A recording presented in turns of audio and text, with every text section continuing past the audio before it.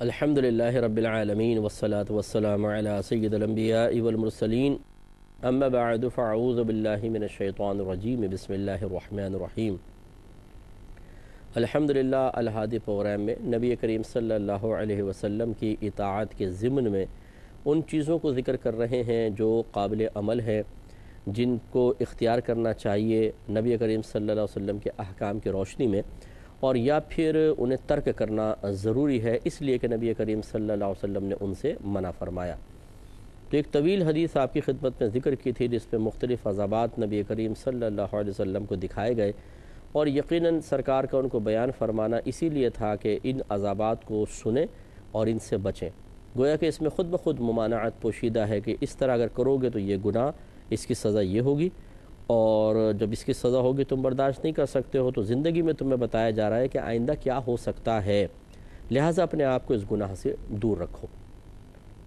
تو اس سے ذرا وہ بہن بھائی ہمارے درس حاصل کریں کہ جو اس طرح کے راستے پہ چل رہے ہیں، اس روش پہ چل رہے ہیں کہ جس کا انجام یہی ہوتا ہے، یعنی زنا،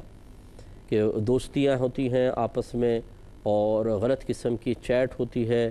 اور اسی طرح غلط قسم کے مراسم ہو جاتے ہیں، اور پھر انسان کبھی بھی ایک چیز پر رکتا نہیں ہے۔ یعنی نفس و شیطان کی چال یہ ہوتی ہے کہ سب سے پہلے انسان کو ایک ایسے لذت سے آشنا کرتے ہیں کہ جس سے پہلے انسان آشنا نہیں ہوتا،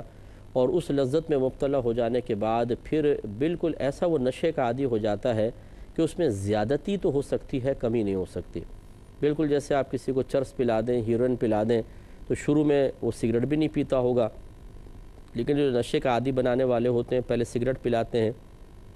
پھر چرس پہ لے آئے، پھر ہلکا پھلکا نشہ، پھر ہیروئن کی سگریٹ پلا دی۔ اب جب وہ نشے کا عادی بن گیا تو بس ان کو اب آفر کرنے کی ضرورت نہیں ہے، وہ خود تلاش کرتا ہوا پہنچے گا اور پھر وہ کمائی کا ذریعہ بنا لیا جاتا ہے۔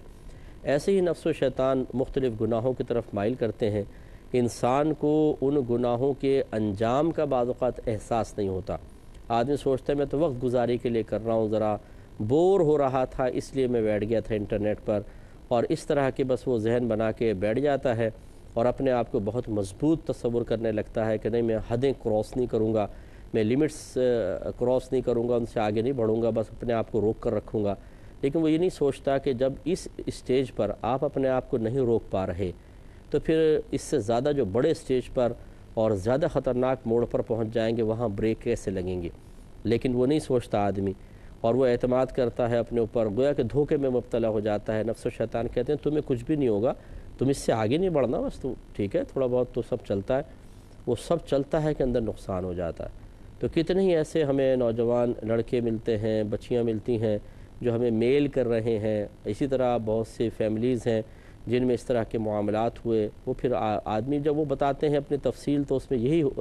لب لباب یہی ہوتا ہے کہ پہلے تو یہ کبھی گمان بھی نہیں کیا تھا، نہ ایسا کوئی ارادہ تھا، لیکن آہستہ آہستہ ہو گیا۔ اس لیے ہمارے والدین کو چاہیے، سرپرستوں کو چاہیے کہ شروع سے ہی اپنے بچوں کی کچھ ایسی تربیت رکھیں، ان کی صحبت بہت زیادہ مطلب قابل غور اور قابل توجہ ہے، کس کے ساتھ بیٹھ رہے ہیں، کس طرح کا ذہن قبول کر رہے ہیں۔ اگر بچوں میں تھوڑی بہت بھی کوئی تبدیلی محسوس ہونے لگے تو فوراً ماں باپ کو توجہ کرنی چاہیے اور اچھے اور پاکیزہ ماحول میں رکھنا چاہیے۔ ابھی بھی ایک مسئلہ ہے کہ اچھے اور پاکیزہ ماحول کا جب ہم کہتے ہیں تو فوراً لوگ سمجھتے ہیں کہ جی ہم اپنے بچوں کو ملا بنا دیں، مولوی بنا دیں۔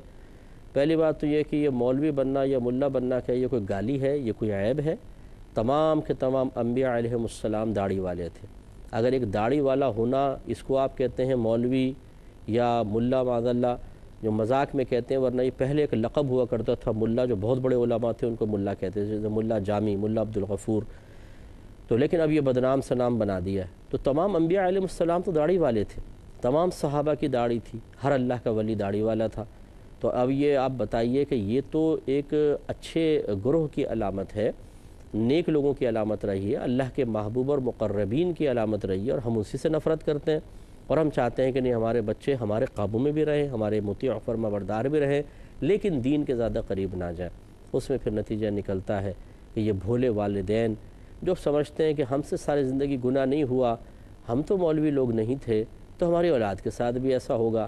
یہ کس نے آپ کو گارنٹی دی ہے؟ بعض اوقات میں اس کو بھی مانتا ہوں، تسلیم کرتا ہوں کہ داڑھی والے کا بچہ بھی زنا کر سکتا ہے، لیکن پھر بھی بہت اچھا بہتری ہوتی ہے اور ایک اچھے ماحول کی وجہ سے بچے سنبھل کر رہتے ہیں۔ تو اب ہم ایسے والدین کی خدمت میں گزارش کرتے ہیں، اگر آپ کے ساتھ ایسا کوئی سانحہ نہیں ہوا تو کیا گارنٹی ہے کہ اولاد کے ساتھ نہیں ہوگا؟ اب ماحول بدل گیا ہے، پہلے دور میں موبائل تک نہیں تھا، ہم جب زمانے طالب علم میں تھے، میں علم دین پڑھنے لاہور گیا تو موبائل تک نہیں تھا، وہ بڑا سا کارڈلیس سسٹم ہوتا تھا، وہ وائرلیس سسٹم، اور یا پھر پی سی او پہ جا کر ہم کال کرتے تھے۔ تو یہ تو بعد میں پھر اچانک ایجاد، اب پھر انٹرنیٹ اتنا عام نہیں تھا، اب دیکھ لیں کہ ہر ایک کے ہاتھ میں موبائل ہے، انٹرنیٹ ہے، ہر چیز، برائی کرنا انتہائی آسان ہے۔ پہلے اس کے لیے کہیں چھپنا پڑتا تھا، کہیں دور دراز جانا پڑتا تھا، بدنامی کا خوف، اب تو کچھ بھی نہیں ہے۔ بس میں بیٹھ کے اگر ایک علیحدہ سیٹ پہ ایک نوجوان لگا ہوا ہے، کچھ دیکھ رہا ہے، کچھ سن رہا ہے، کچھ پڑھ رہا ہے، کسی کو کیا پتہ کیا کر رہا ہے، اور پبلک کے بیچ میں بیٹھ کے انسان گناہ کرے اور پکڑا نہ جائے۔ ایسی صورتحال میں اپنے بچوں کو دین سے دور رکھنا، دین کی تعلیم سے ان کو دور رکھنا، خوف خدا پیدا کرنے والے ماحول سے دور رکھنا، فکر آخرت رکھنے والے لوگوں سے بچوں کو دور رکھ کر غافلوں کے درمیان ان کو بھیج دینا، یہ پھر ہو سکتا ہے کہ آپ کے لیے پچھتاوے کا سبب بنے۔ کوئی بھی والدین یقیناً نہیں چاہیں گے ان کے بچے عذاب قبر میں مبتلا ہوں، لیکن دیانتداری کے ساتھ سوچئے کہ کیا صرف خواہش رکھنے سے نتائج ہماری مرضی کے مطابق آ سکتے ہیں؟ ایک آدمی خواہش رکھے میں کروڑ پتی بن جاؤں اور محنت نہ کرے، ایک نوجوان تمنا کرے کہ میں بہت بڑا انجینئر بن جاؤں اور وہ پڑھائی نہ کرے، ایک چاہے کہ میں سپورٹس میں بہت نام کروں اور وہ گراؤنڈ تک میں نہ جائے، تو یہ خواہش رکھنے سے کیسے نتیجے حاصل ہوں گے؟ تو اور ہم اگر اپنی اولاد کے بارے میں سوچیں، گناہ میں مبتلا نہ ہوں، کوئی بڑا بدنامی کا کام نہ کریں، ایسا کوئی کام ان سے نہ ہو کہ عذابات قبر میں مبتلا نہ ہو، اور ماحول ہم ان کو فراہم نہ کریں، تو نتیجہ تو یہ نکلے گا۔ ضروری نہیں کہ نکلے، لیکن گمان ہے کہ نکل سکتا ہے۔ اس لیے اللہ تعالی ہماری دعا تو یہ ہے کہ اللہ تعالی ہمارے بچوں کو بھی، آپ سب کے جتنے بھی ہمارے بہن بھائی سن رہے ہیں، بلکہ ہم سب کو اور ہماری آنے والی نسلوں کو اللہ تعالی ہر کبیرہ گناہ سے بچائے اور اس طرح گندے کاموں سے محفوظ فرمائے، لیکن بہرحال انسان کو مکلف بنایا، اسے کوشش کرنی ہوگی۔ اس کے بعد رحمت کونین صلی اللہ علیہ وسلم نے ایک اور شخص کو دیکھا تھا کہ وہ نہر میں تیر رہا تھا، اور تیرتے تیرتے وہ کنارے کی طرف آتا، اور نہر سرخ تھی، بالکل سرخ، اور وہ کھڑا ہوا شخص اس کے منہ میں پتھر ڈال دیتا ہے، وہ اس کو نگلتا ہے، پھر وہ جاتا ہے، تیرتا ہے، پھر واپس آتا ہے، اور پھر وہ پتھر ڈالتا ہے، اسی طرح بار بار عمل ہو رہا تھا۔ تو سب سے پہلے تو یہ نہر لال کیوں تھی؟ جب آدمی سود کھاتا ہے تو سمجھ لے لوگوں کا خون چوستا ہے، لوگوں کی بیچاروں کی دولتیں لے لیتا ہے، تو اس کو اس سے تعبیر کیا گیا کہ وہ سود خور تھا، جیسے آگے روایت میں بتایا گیا کہ یہ سود خور تھا۔ تو اور ابھی میں آپ کو ذکر کرتا ہوں، تو یہ ریڈ وہ دکھایا گیا بلڈ، اور پھر آپ دیکھیے کہ وہ پتھر منہ میں ڈالنا، اگر چبائے تو دانت ٹوٹے اور نگلے تو گلے کے اندر خراشیں پڑ جائیں۔ بعض اوقات ایک مچھلی کا کانٹا دیکھیں، چکنا ہوتا ہے، کتنا چکنا، لیکن وہ گلے میں اٹک جائے تو کتنی تکلیف ہوتی ہے انسان کو، پانی اٹک جائے تو کتنا پرابلم ہوتا ہے، نوالا اٹک جائے تو کتنے انسان کا حشر خراب ہو جاتا ہے، اور پھر پتھر، وہ کس قدر اس کو اذیت اور تکلیف ہو رہی ہوگی، اور یہ بار بار عمل ہو رہا تھا۔ اور یہ کون شخص تھا؟ جی بتایا گیا کہ یا رسول اللہ صلی اللہ علیہ وسلم، یہ وہ شخص تھا جو سود لیا کرتا تھا، یعنی وعدے قرض پہ یعنی جیسے قرضہ دیا اور اس پہ پھر پروفٹ لینا، یہ سود ہوتا ہے۔ تو اس طریقے سے وہ کیا کرتا تھا، یا پھر کوئی ایسی چیز کہ جو وزن کر کے تول کر بیچی جاتی ہو، یا ناپ کر تولی جاتی ہو پیمانے وغیرہ سے، جیسے ہم بیچتے ہیں، اور اسی کی ہم جنس کے ساتھ اسے بیچیں، اور پھر وزن ذرا کم و بیش کر دیں، مثلا وہاں پہ بھی گندم ہے، یہاں گندم ہے، تو یہ حکم شرع یہ ہے کہ اس کو آپ جب گندم کو گندم کے بدلے بیچیں، دونوں چونکہ ہم جنس ہیں، یا سونے کو سونے کے بدلے، چاندی کو چاندی کے بدلے، تو پھر نقد بیچنا ایک تو واجب ہے، ادھار نہیں کر سکتے، اور دوسرا وزن بالکل برابر ہونا چاہیے، اگر وزن ذرا بھی اوپر نیچے ہوا تو جو زیادتی ہوگی وہ سود میں شمار ہوگی۔ تو اب آپ اندازہ کریں کہ یہ ایک تو یہ حدیث میں آیا، اور دوسرا قرآن میں وہ قرض والا مسئلہ ہے کہ ہم نے کسی کو قرض دیا اور اس پہ پروفٹ لیں تو یہ سود ہوتا ہے، جیسے سیونگ اکاؤنٹس کے اندر جو بینک میں عموماً رکھواتے ہیں، اسلامک بینک کی بات نہیں کر رہا ہوں، وہاں پہ ایک الگ مسئلہ ہوتا ہے، جو عام بینک ہوتے ہیں ان کے سیونگ اکاؤنٹ میں جو ہم پیسہ رکھواتے ہیں اس پہ باقاعدہ پروفٹ لے رہے ہوتے ہیں، اگر وہ مسلمانوں کا بینک ہے، باقاعدہ معاہدہ ہوتا ہے تو یہ سود ہوتا ہے۔ اسی طرح کسی کو قرضہ دیا اور اس پر ہم نے کوئی پروفٹ لیا، یہ بھی سود ہوتا ہے، کیونکہ نبی کریم صلی اللہ علیہ وسلم نے فرمایا کہ جو قرضہ نفع کھینچے وہ نفع سود ہے۔ ایسی بعض اوقات چیزیں گروی رکھ لی جاتی ہیں اور اس سے نفع حاصل کیا جاتا ہے۔ گروی کا مطلب یہ ہوتا ہے کہ آپ نے کسی کو قرضہ دیا اور بطور ضمانت اس کی کوئی چیز رکھ لی، تاکہ اگر وقت مقررہ پر یہ قرضہ ادا نہ کر سکے تو میں اس کی یہ شے بیچ کر اپنا قرض وصول کر لوں۔ جیسے کسی کو آپ نے 50,000 روپے دیے اور اس کی گاڑی رکھ لی کہ بھئی جب میرے پیسے دو گے گاڑی لے جانا، تو اب یہ چونکہ آپ نے قرضہ دیا ہے، یہ گاڑی تو صرف ضمانت کے طور پر رکھی گئی ہے تاکہ میں اس کو بیچ کے اپنا قرضہ وصول کر سکوں۔ لیکن اگر کوئی یہ کہتا ہے کہ بھئی قرضہ میں نے تمہیں دے دیا، اتنے میں تمہاری گاڑی چلاتا رہوں گا، جب میرا قرض دو گے گاڑی لے جانا، تو یہ گویا کہ جو گاڑی چلانے کا نفع لے رہا ہے یہ قرض کے اوپر نفع ہے، یہ سود ہوتا ہے۔ تو ایسے بہت سارے ہم نے معاشرے میں لوگ دیکھے ہیں، کسی کا مکان گروی رکھ لیں گے، اس میں رہنا شروع کر دیں گے یا رینٹ پہ چڑھا دیں گے اور کرایہ خود کھاتے رہیں گے۔ کسی کی زمینیں گروی رکھ لیتے ہیں، اس میں کھیتی باڑی کرتے رہتے ہیں اور اس سے نفع کماتے رہتے ہیں، اور بھئی قرضہ دو گے اپنی زمینیں لے جانا، اور اتنے عرصے اس کی فصلیں کھاتے رہتے ہیں سب کچھ۔ یہ خالصتاً سود ہے، یاد رکھیے، یہ پیٹ میں جہنم کی آگ اتاری جا رہی ہے، اور ایسے لوگ اسی طرح کے عذابات میں مبتلا ہوں گے۔ اسی طریقے سے اگر آپ انویسٹمنٹ کرتے ہیں اور کوئی فکس اماؤنٹ بطور نفع مقرر کر دیتے ہیں، اس میں بھی علماء نے فرمایا کہ اس میں سود کا معنی ہے، مفہوم ہے۔ جیسے بعض بہنیں ہوتی ہیں، کسی کو دے دیے جی 1,00,000 روپے میرے انویسٹ کر دیں، ہر مہینے میں وہ سامنے والا کہتا ہے جی بہن ہر مہینے 2,000 روپے لیتے رہیے گا، اور جب یہ 2 سال 4 سال بعد ہوگا تو ہم 1,00,000 واپس کر دیں گے آپ کو۔ یہ جو فکس اماؤنٹ لے رہے ہیں بطور نفع، یہ شرعاً جائز نہیں ہے۔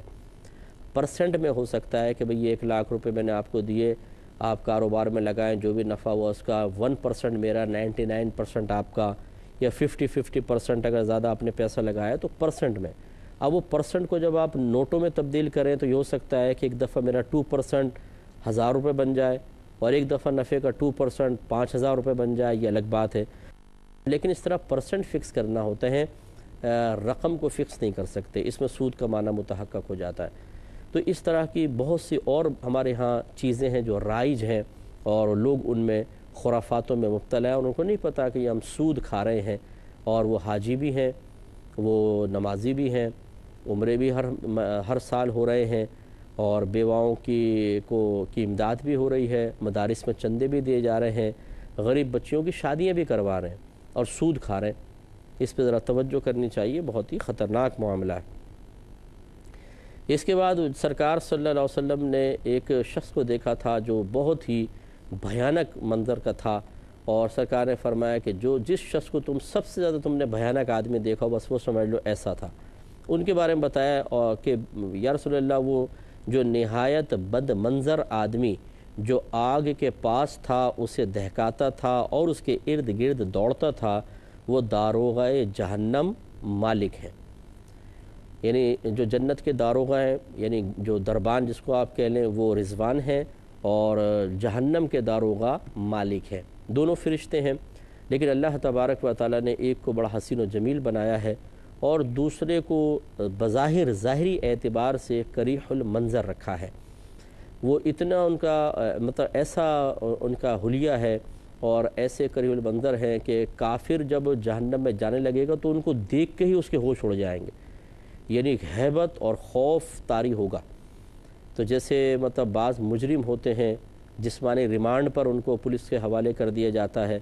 اور کوئی بچہ نیا جرم کرنے والا ہو، عادی مجرم نہ ہو، تو وہ تو پولیس والوں کو دیکھ کے ہی بیچاروں کی حالت خراب ہو جائے، اور پھر ایک آدھ جب زوردار تھپڑ پڑ جائے، ڈنڈے پڑ جائیں، تو پھر اس کا حال کیا ہوگا آپ سوچئے۔ تو اور وہ پولیس والے بھی پھر بڑی بڑی مونچھوں والے، اور پھر وہ ایسے ڈنڈے، اور ان کے پاس پتہ نہیں کیا کیا ہوتے ہیں، تو پہلے ہی وہ دہشت میں آ جاتا ہے۔ تو یہ اس لیے اس کو دہشت میں کرتے ہیں تاکہ وہ فوراً راز اگل دے، جرم کا اقرار کر لے، لیکن وہاں پر جرم کا اقرار پہلے ہو چکا ہوگا اللہ تعالیٰ کی بارگاہ میں۔ اب جو ادھر پہنچ کر وہ امام مالک کو دیکھیں، ان کو حضرت مالک کو دیکھیں گے تو وہ ایک خوف کی وجہ سے ہوگا، ایک یعنی عذاب پر عذاب، دہشت، اور وہ ایسے ہوں گے کہ ان سے رحم کی کوئی امید نظر نہیں آ رہی ہوگی۔ اگر کوئی خوش شکل ہوتا ہے، اگر کوئی نرم مزاج ہوتا ہے، نرمی سے گفتگو کرے، اور انسان کوئی کسی مشکل میں پھنسا ہو تو ایک امید بن جاتی ہے کہ ان سے کچھ اچھا چیز حاصل ہو جائے گی، لیکن جب ایسی صورتحال ہو تو یہ اللہ تعالیٰ نے ان کو ایسا پیدا فرمایا، اور یہ اللہ کی مرضی ہو جس کو جیسا بنائے۔ اور کہا کہ وہ دراز قد آدمی جو باغ میں تھا حضرت ابراہیم علیہ السلام تھے، اور وہ بچے جو ان کے ارد گرد تھے وہ تمام بچے تھے جو فطرت دین پر فوت ہوئے۔ فطرت دین پہ یعنی چھوٹے بچے تھے جو فوت ہو گئے پہلے، تو وہ آپ کے پاس ہوں گے۔ اور ایک جب سرکار نے بات بیان فرمائی تو روایت میں ہے کہ مسلمانوں میں سے ایک نے سوال کیا، یا رسول اللہ صلی اللہ علیہ وسلم، اور مشرکین کے بچے کیا وہ بھی وہاں پر ہوں گے؟ تو نبی کریم صلی اللہ علیہ وسلم نے ارشاد فرمایا کہ مشرکین کے بچے بھی، یعنی وہ بھی وہاں پر ہوں گے۔ تو یہ کئی روایت مختلف ہیں۔ ایک روایت کے مطابق مشرکین کے بچے جہنم میں ہوں گے، اور بہت سی روایات میں ایسا ہے کہ مشرکین کے بچے جہنم میں نہیں ہوں گے، بلکہ جنت اور جہنم کے درمیان ایک جگہ ہوگی، وہاں پہ ان کو ٹھہرایا جائے گا اور پھر ان کو جنت میں داخل کیا جائے گا۔ اور یہ روایات زیادہ قرین قیاس ہیں، کیونکہ وہ مکلف نہیں ہیں، چھوٹے بچے ہیں، تو پھر ان کے لیے جہنم کا کیسے حکم ہوگا؟ تو اس لیے روایات میں بہرحال تعارض ہے، ظاہری تعارض ہے، لیکن بچے وہ جنت میں جائیں گے۔ اسی طریقے سے اب آگے سرکار نے ارشاد فرمایا، یعنی ان لوگوں نے بتایا کہ وہ لوگ جن کا آدھا جسم خوبصورت اور آدھا جسم بدصورت تھا، یہ وہ لوگ ہیں جنہوں نے ملے جلے عمل کیے، کچھ نیک عمل کیے اور کچھ دوسرے برے عمل کیے، تو اللہ تبارک و تعالیٰ نے ان سے درگزر فرمایا۔ تو یہ وہ لوگ تھے جو سرکار نے دیکھا کہ آدھا جسم بڑا خوبصورت ہے، آدھا بدصورت ہے، پھر فرشتوں نے کہا کہ اس نہر میں غوطہ لگائیں، تو دودھ کی طرح ایک سفید نہر تھی، اس میں غوطہ لگایا تو پاک صاف ہو گئے، وہ سارا عیب ختم ہو گیا اور وہ دوبارہ صحیح ہو گئے، پھر ان کو جنت میں ٹھکانہ ملے گا۔ تو خلاصہ کلام یہ ہے کہ یہ اچھے اور برے عمل کرنے والے تھے، اللہ کی ثوابدید پر ہے کہ ان کو معاف کرے یا سزا دے۔ تو یہ بخاری کی روایت تھی، یہاں تک اس میں بہت سے عذابات کا ذکر ہوا جن میں خود بخود نبی کریم صلی اللہ علیہ وسلم کی ممانعت پوشیدہ ہے۔ دعا کیجئے اللہ تعالیٰ مجھے بھی اور آپ کو بھی ان گناہوں سے ہمیشہ ہمیشہ کے لیے محفوظ فرمائے، آمین۔ وآخر دعوانا ان الحمد للہ رب العالمین۔